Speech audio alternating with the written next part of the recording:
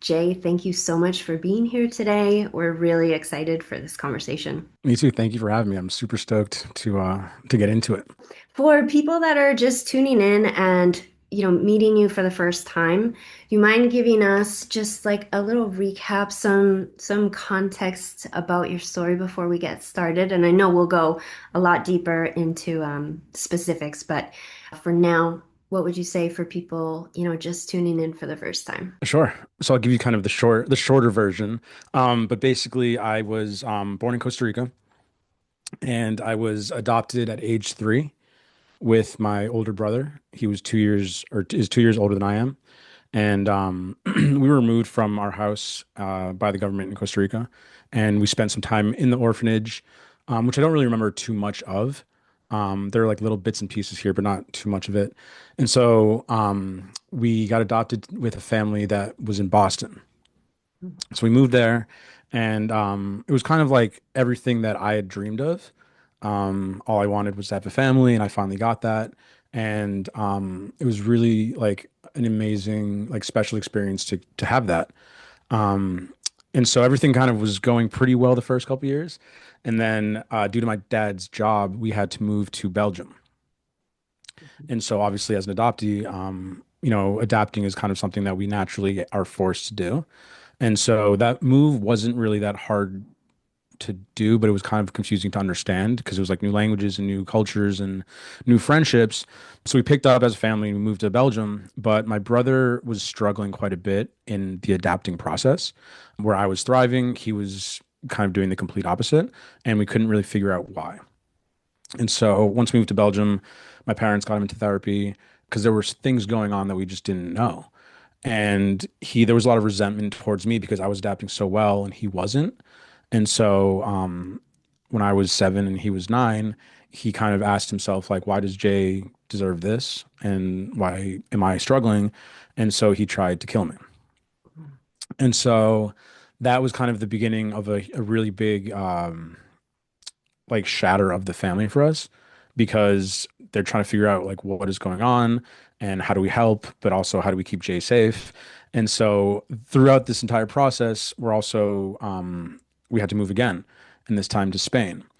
And so basically, in short, they went to the best doctors and the best social workers and the best therapists, and it was determined that for my safety and for my life, my brother would go back to Costa Rica. And so that summer of 96, I believe it was, I was 7, he was 9.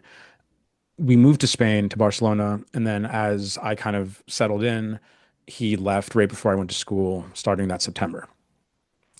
We basically completely lost ties, didn't hear from each other for almost 2 decades. And I kind of like kept this question of like what happened to him along with me, but I hid it so deep that no one in my life knew about my brother, and I completely avoided it. My parents offered, to bring me to therapy and all these things, and I always said no because I was like, I don't need to deal with it, and I don't want to deal with it.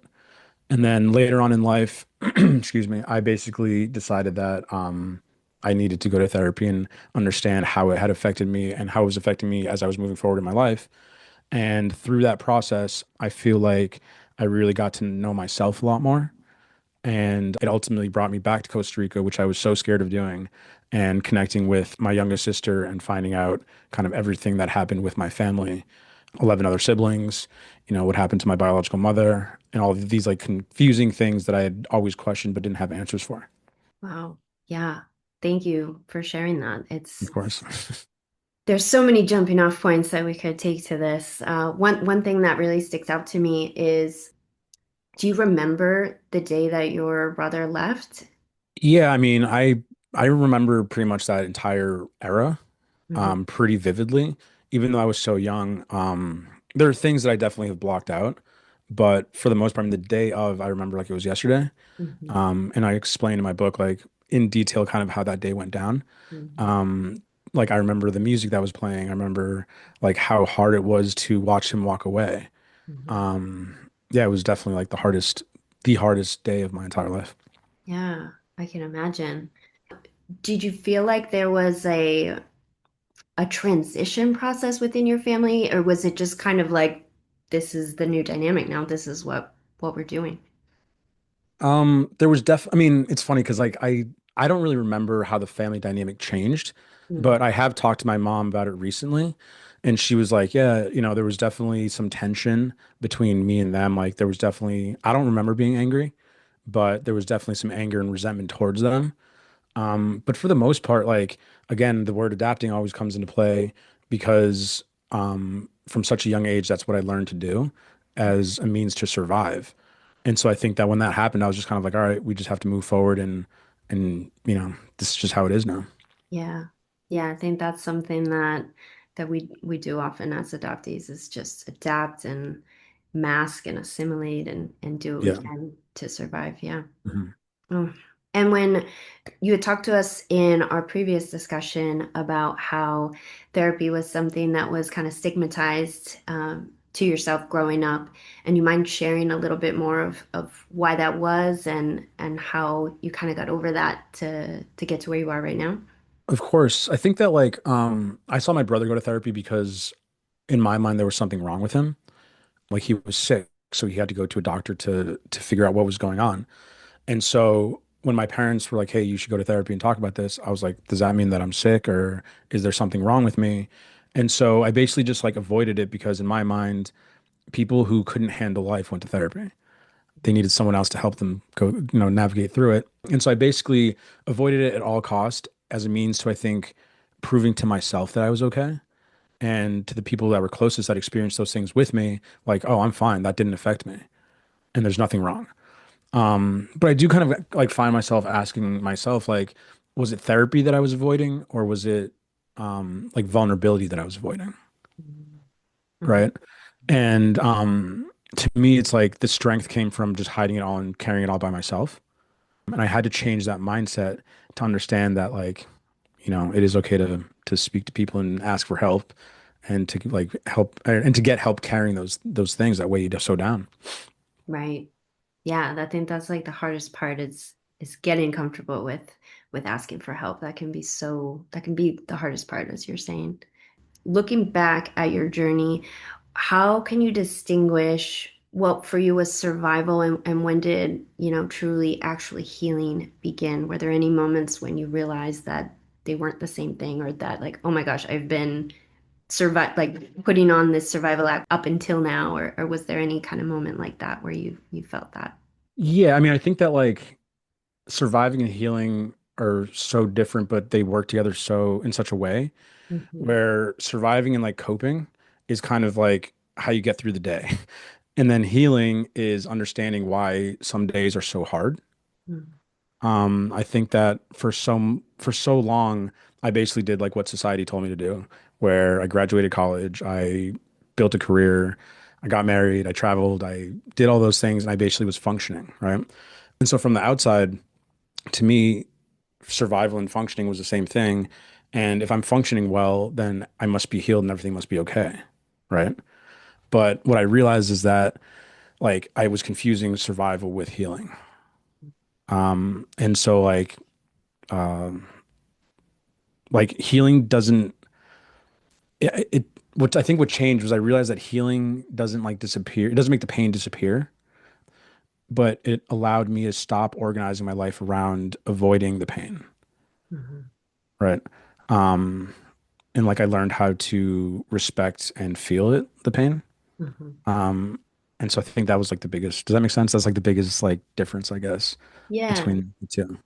Yeah, no, I really like how you put that on just how healing is how you surviving is how you get through the day and healing Mm. is like how you just the bigger picture of everything Yeah. that you're processing.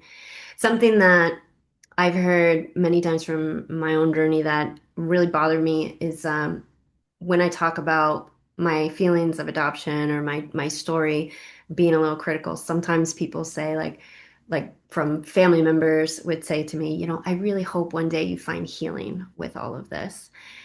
And that's never sat right with me because I think that it's like I don't think I'm gonna it's like I'm never gonna fully get over my feelings on how I feel with adoption. I think they're just always going to be there, but how I choose to move through life is obviously going to change and grow and be different. But do you think that there's like a stopping point for where you're going to be like, I think I've figured this all out and I can put this away and everything. How do you feel with that? Because I know it can be different for everybody. Um, I would like to think that like healing, like there's a stop to it, and it's like, Mhm. okay, cool, like I can just go on with my life now. But what I've learned, and I've learned this rather recently, is that I don't think it ever goes away. Yeah. I did end up reconnecting with my brother, 2 decades after he left. And at that point, I remember kind of thinking like, okay, like that saga's over. And now I don't have to, like, I'm healed from that, right? Like, I don't have to worry about that. But 15 years later, I still struggle with like how hard that was every single day.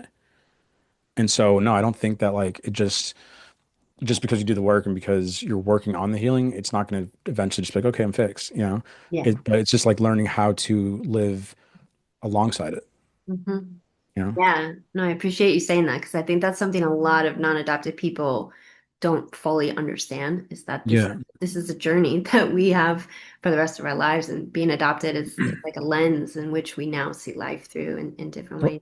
Yeah. And even like, it's so funny because like even when I wrote my book, um, I get really vulnerable and like I tell like in detail about what happened and how I feel about these things. And I was kind of like, oh, now I wrote a book and I published it and it's out. That's done. And like like I'm healed, I'm good. And Yeah. then months later after it's come out, I'm still like, dude, I think about this every single day. Mhm. And so yeah, it's like, it's hard to accept, but it's also if you can accept it, then you can learn from like how to handle it. Hmm. Exactly. Yeah. Tell us what for you was the turning point? What was the thing that you were like, all right, I'm gonna start looking into therapy? Um, Honestly, it was my divorce. Um, and it's funny because like I had experienced separation, two massive separations before that, right? And that was when, obviously the separation from my biological mother and then the separation from my brother. The third one, my divorce, which I call like those it was like the big ones, right? Was I had more control in that, right? The other two I had no control over. This one I had control over. And I realized that something wasn't working. And, we don't have to go into the details of the relationship, but like after the fact, I was kind of like, okay, in the future, how do I avoid like this? How do I avoid breaking something like this? And so that was the main trigger, I guess, to be like, okay, in order to move forward, I need to understand myself better. So that was like the really key turning point. And I'm honestly so thankful that that happened because I think without that, I don't think I get to where I am today. Yeah. And how was that process finding someone? Did you have a recommendation from somebody already, or was it a process? It was a process. I understood that I couldn't just go with the first person that I found, which Mhm. is something that I usually typically would have just been like, okay, you seem cool, let's just do it. Yeah. But I know how important this was to myself. And this wasn't just kind of like, oh, I'm gonna go talk to somebody about like my how I feel. This was like, I'm gonna really dig deep into the things I've avoided my entire life. So I needed to be able to really trust somebody. So I spent hours on phone calls, consultations, like trying to find the right person to that I felt was like trying to help me the way I was trying to help myself. Mhm. And once that happened, I kind of instantly knew, and we just took off. And it's been now 3.5 years with this therapist, and like I thank him every single time I meet him because it's been incredible. And did your therapist have any previous experience with adoption, anything like that? So I had no idea that there were like adoption focused therapists. Like Yeah. I kind of wish I had known because maybe I would have looked into that. But my therapist had a little bit of experience kind of working in the foster system, but not directly with adoptees, which I find interesting and it doesn't bother me. Mhm. But I find it interesting because now, because we've built such a good relationship, such a good rapport, I almost find myself teaching him some things sometimes. Mhm. And I think that's a cool thing in therapy where, because it allows me to learn by teaching Mhm. and not just by listening. Right. No, I'm glad that's worked out because there's definitely, I think that's one of the hardest things so many of us struggle with is trying to find that right person. And for someone that's like, Jay, I'm thinking about doing therapy, but I don't know, what would you say to somebody as they're starting their process of trying to look for somebody? Is there any little tidbits of advice you would give to somebody? Specifically looking for a therapist, I think it's about having like treating those consultation calls Mhm. like very important, like very seriously. It's not just kind of like, hey, let's just chat and see if we vibe. It's like, yo, let me tell you some really like deep things and see how you handle them and be real with me. Like, like ask questions and I think it's okay to be like, hey, do you think that you can help me? Mhm. And see what their response is. And if you genuinely believe that, then, give it a second, think about it and see if you move forward. But I guess just take it as seriously as you possibly can because that's the only way it's going to help you. Yeah. And did you have a preference when you were starting of like, I want to have a male therapist, or were you open to anything and it just so happened to be a male therapist? I was really, I wasn't even something that crossed my mind. My focus was just to find somebody who could help me. Mm. But it just kind of happened that he was, a guy that could help me. That's good. That's good.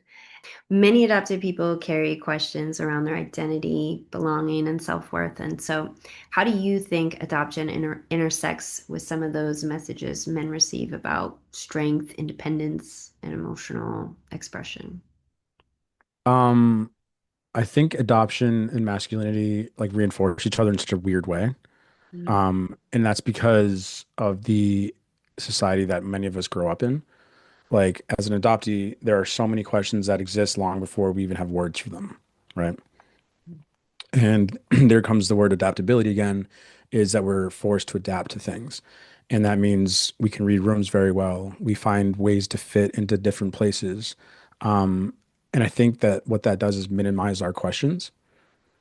And then masculinity comes into play where we're told like you have to be tough and you have to figure everything out by yourself and don't complain and don't cry and always be moving forward. And once you can like break those things, like break that mindset down and saying like, you shine light on the questions that you do have and you don't minimize them, that can ultimately break the idea that you have to be tough all the time and it allows for you to be vulnerable. And then you can start saying to yourself like, okay, like I don't have to figure everything out by myself. It's okay to complain. That's like one of my favorite things to do is complain. It's like okay to cry and it's okay to be stalled and not constantly be moving forward.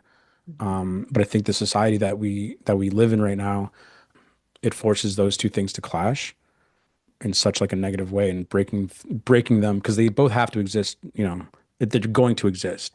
But it's about breaking them apart and understanding that like there's no right way to do this and there's no right way to do this. Right.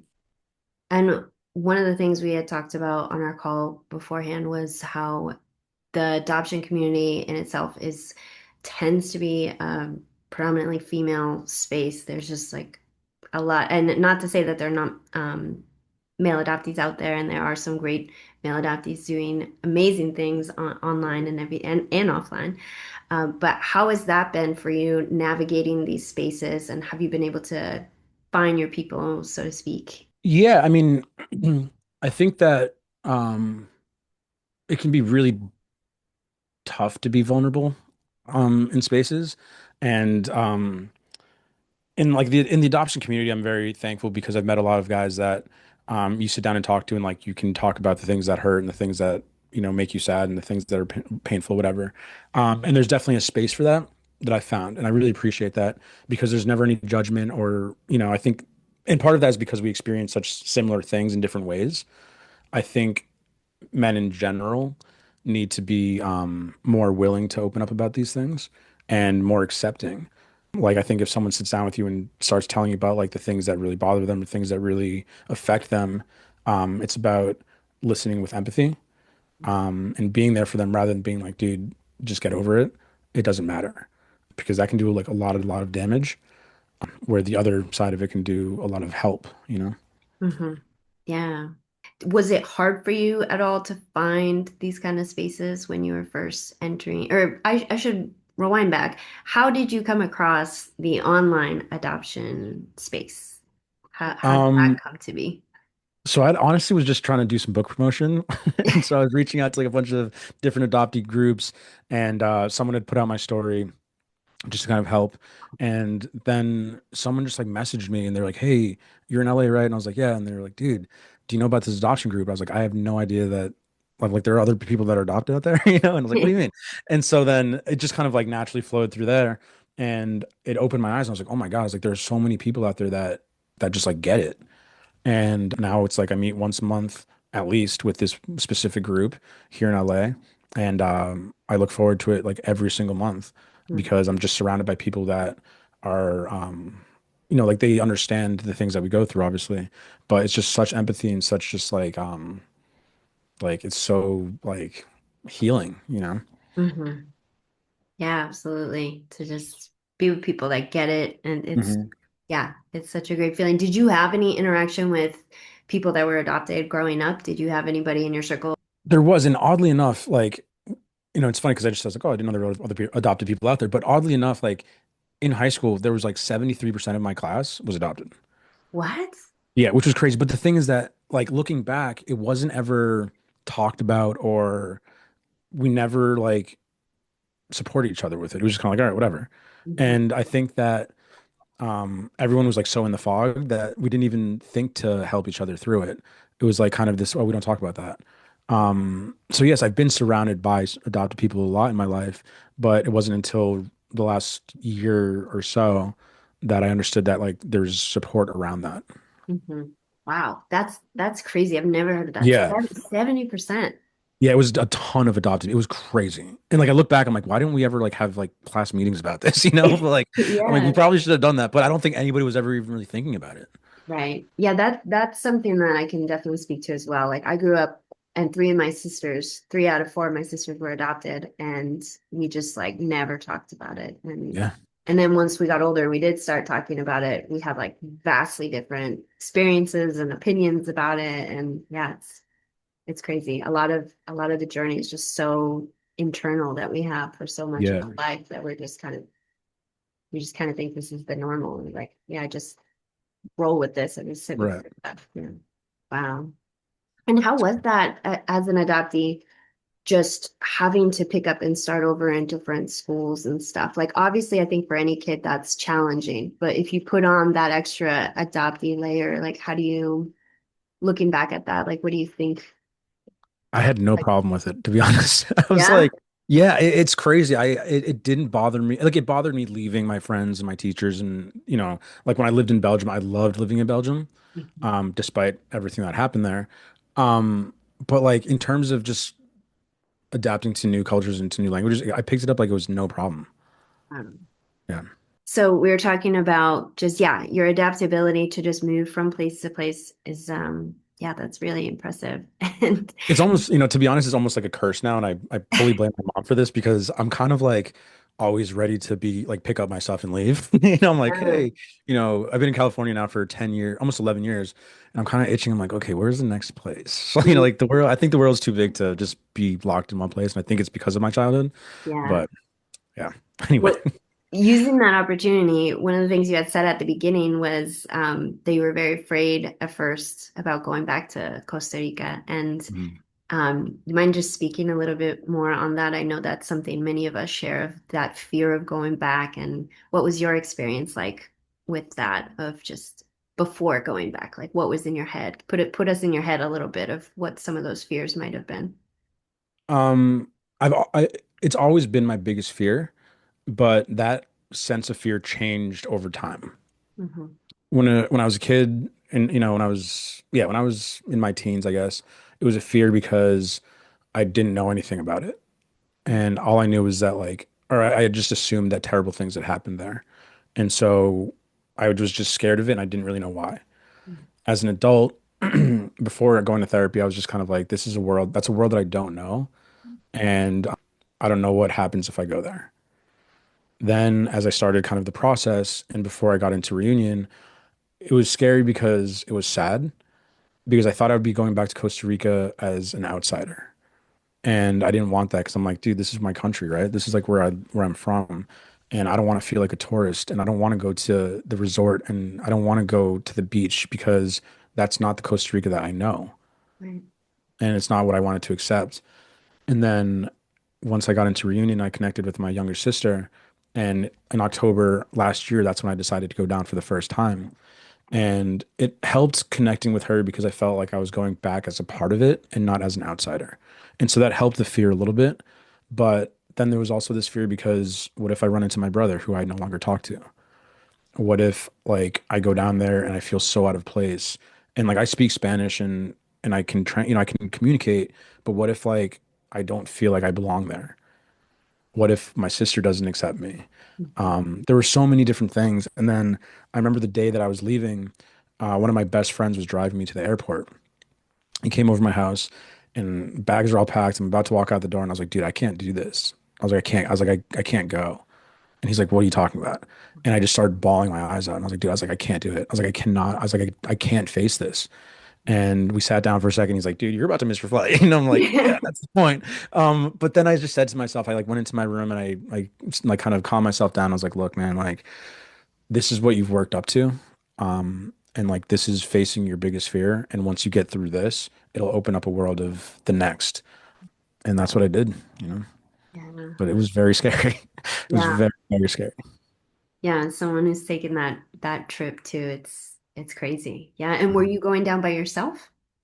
Yeah, so originally my other best friend was going to come with me. Hmm. And we had planned this whole thing. We were going to stay in a hotel close to where my sister lives. And then like 2 days before, he's like, dude, something came up. And it was something that I completely understood. Yeah. And I was like, okay, well then I guess I just have to do this myself. And Oof. so I just kind of, had everything packed, told my sister, I'm like, hey, I'm canceling the hotel. I'm gonna come kick it with you. She's like, that's awesome. Can't wait. And then yeah. So that added another fear because it was like Yeah. going to a country where I just met these people 6 months ago online, and we're just gonna try and figure that out. Yeah. And then like having that kind of security blanket of having Mhm. your friend be there and then all of a sudden it just gets pulled out from under you. Right. Oh. I brought my skateboard, which was kind of like my security blanket, but Oh. that's pretty much all. That's pretty much all I had. Oh, and what did that feel like for you when you were just like at the airport getting to the gate? Like did stuff start to hit or was it just kind of numbness? How did that I work? got to LAX and I immediately went and got a beer. And Mhm. I was sitting there and it was crazy because I had my headphones on, I had my sunglasses on, and I was looking around and I'm like, yo, all these people are traveling places and they look so happy. You see all these people like, oh, they're going on vacation or they're like on their honeymoon or whatever it was. And I'm sitting there just bawling my eyes out because I was like, dude, this is the most intense thing I've ever done. And it was really, really like, it was really hard, you know? And I sat there, I think I got to the airport like 2 hours early because that's what I do. And I was just really sad and I was really scared. And then the flight down, pretty much the exact same thing. And then once I got there, I was like, okay, we got to buckle up and just do this. And that was it. Did you have a window seat at all? Were you able to? No, I was in the middle the entire time. Aw. I know. I'm like, dude. Oh, that's But I okay. met some really, really kind Costa Rican people that were on the flight with me, and they're like, dude, you're gonna love it. Like, Yeah. you're home, you know? And Mm. hearing that was really like heartwarming. Hmm. Yeah, I bet. Ugh. And I remember when I went to the terminal, I was just like, you could just see all of the Peruvians there. And I grew up in a very white town and was just, yeah, never had that much diversity in my life. So just like looking around and being like, oh my God. Like, I don't Yeah. think, and then being in the airplane, I was like, I don't think I've ever been around this many Peruvians in my life. Like, this is crazy. 100%. Yeah. Yeah. Like, just like, wow. I know. So, And it was like, it's like, I was like, this is what I've always wanted to know, mhm. but it's so weird. Like, this is such a strange feeling. Yeah, exactly. And it's like you blend in, but no one knows that Hmm. like how you're like really feeling inside. And yeah, Yeah, that's crazy. it is. It's a very wild experience, but yeah, But you did it. it Awesome. did. You did it. One thing that I heard you say was you were just really afraid of not of feeling like you don't belong. Mhm. Did you get those feelings when you were there at any point? Yeah. Um, I think that, I mean, a lot of the Latin American countries obviously have their own dialect. Mm. And so my Spanish was from, I mean, I lost my Spanish when I came to the States.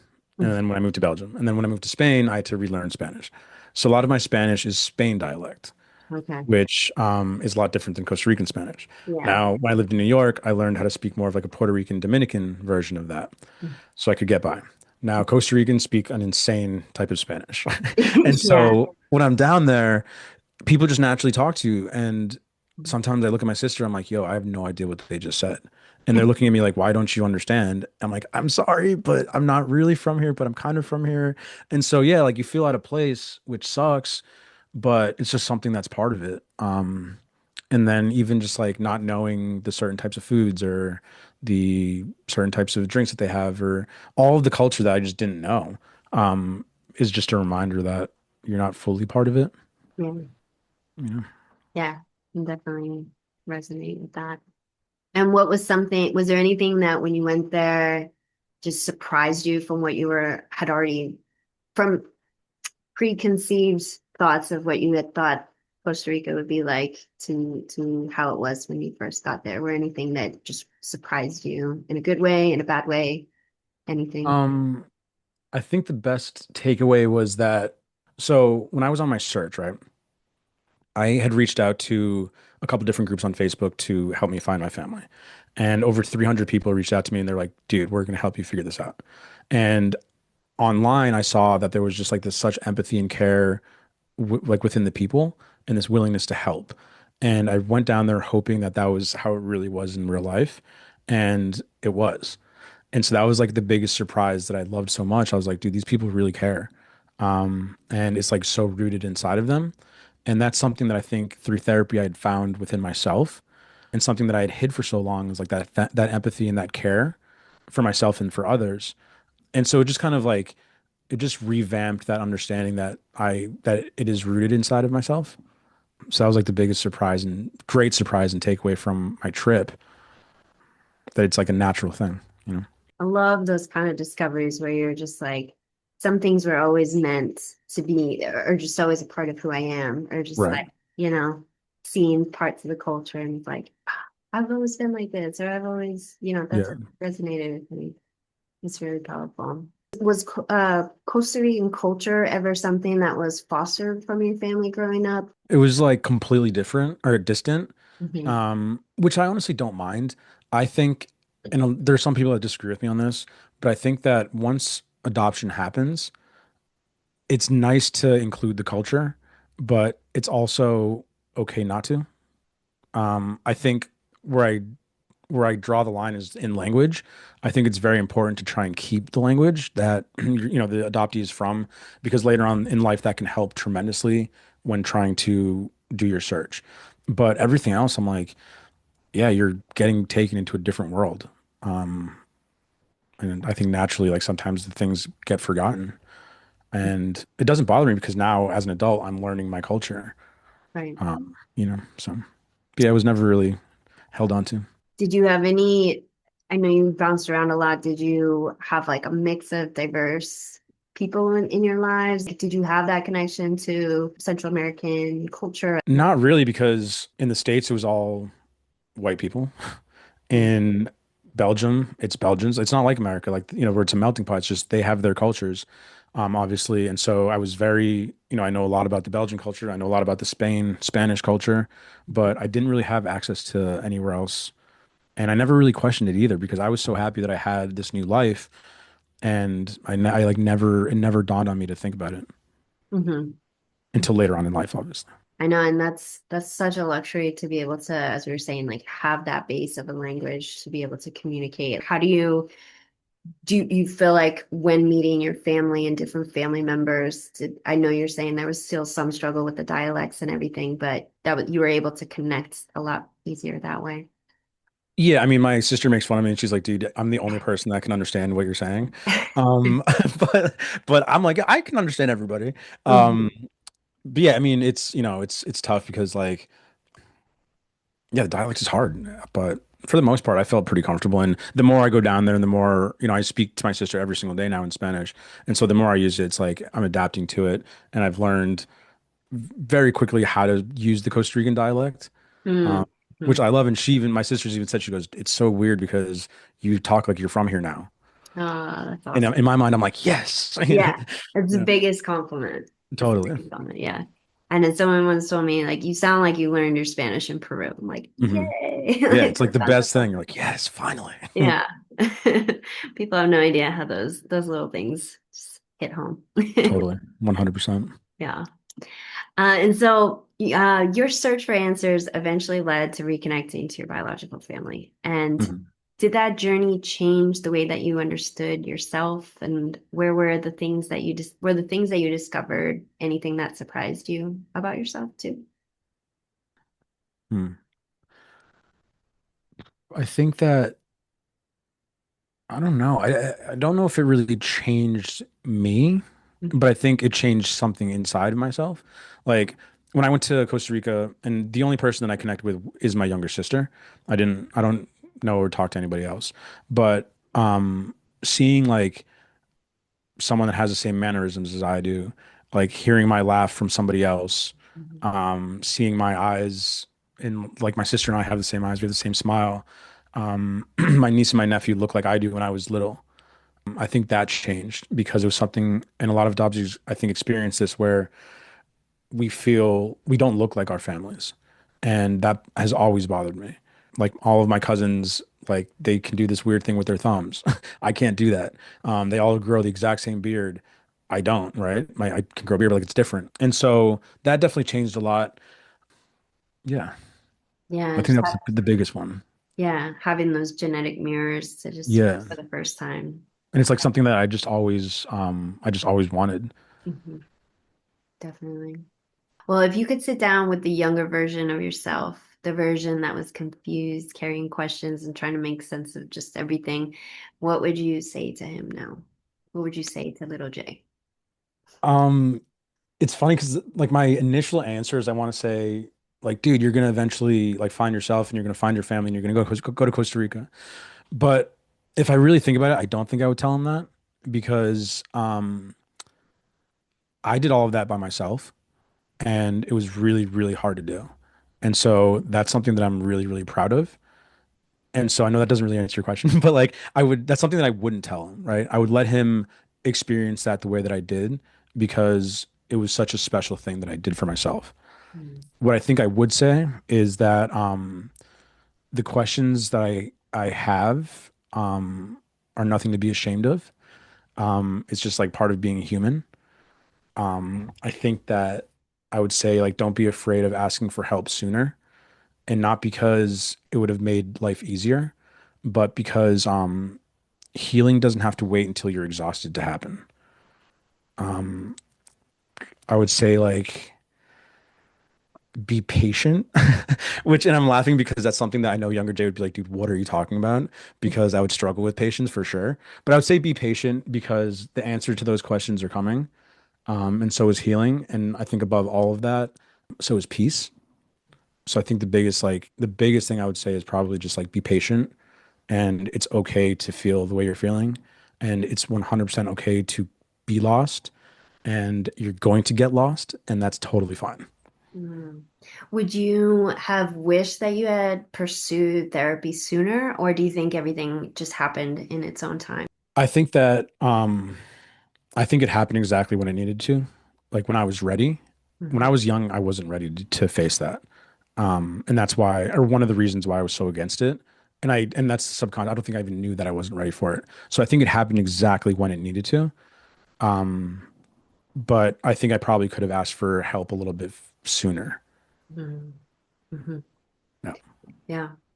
And what would you say does healing look like for you today? Because some people would look at your story and say, man, look at this guy. Like he's already gone back to his country. He's connected with his family. He's written a book. Like this guy's years ahead of me. But for yourself, what would you say? What does the journey forward look like for you?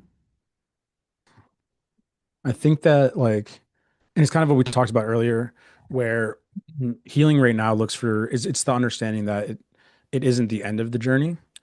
It's just learning to live fully while that journey continues. That's what healing looks like for me right now, is like understanding that and really trying to find a way to live that path with it. And I think that for other people, and something I would say to them is like, it's totally, and for men especially, it's like it's totally okay to ask for help, and it's not a weakness to do that. And I think that letting people walk alongside you as you kind of search for yourself and for the answers is the complete opposite of weakness. I think that's one of the strongest things that you can do. And I encourage every single person that feels like it is the right time for them to do that and to pursue it. Mhm. And so, what do you hope that readers take away from your book, especially adopted people that may still be navigating these questions about identity, family belonging? What's something that you hope they walk away with after reading your book? More than anything, like the reason why I wrote Finding Tico was for so that people could feel less alone. It's like whether you're adopted or not, or whether you're confused about who you are, it just gives people permission to explore themselves because I think that's so important to do. And to know that like the questions that you have don't make you ungrateful or broken or disloyal to anybody. Again, these questions are just part of being human. And that's totally okay. And then for like adopted people, it's like there's no right way to experience this. Like there's some people search, some people don't. Some reunions are joyful, some are confusing, and some never happen. But none of those paths are valid or less valid than another. It's just different ways of experiencing. There's no right way to do it. And yeah, I guess just like I hope it just allows people to have the conversations that they might be scared of having. Or I just hope that people feel seen for like the couple of 300 pages that they're in, you know. Um, and when people tell me that that's happening, like, it's like that's when I know that Finding Tigo is doing exactly what I kind of set out for it to do. Well, thank you. Thank you so much, Jay. I'm really looking forward to checking it out. And wherever you're hearing this, seeing this, there's going to be links to definitely check that out as well. We'll put all the links for Finding Tico below. And yeah, thank you so much, Jay. Before I leave, is there anything else you want to end on, or anything that we haven't touched on before we close out? I don't think so. I mean, I think we covered quite a bit. We Um, did, and I still have so many questions. I know we didn't go super deep into all the details within your story, but I highly encourage everybody to check out your socials and where can people find you? I'm usually I just use Instagram for all of my like my social outputs. It's either at underscore Finding Tico or at that kid J1. Perfect. All right. Well, thank you so much, Jay, for taking the time to sit down with us. And yeah, we'll leave it there. Of Thank you course, very thank much. you. Thank you.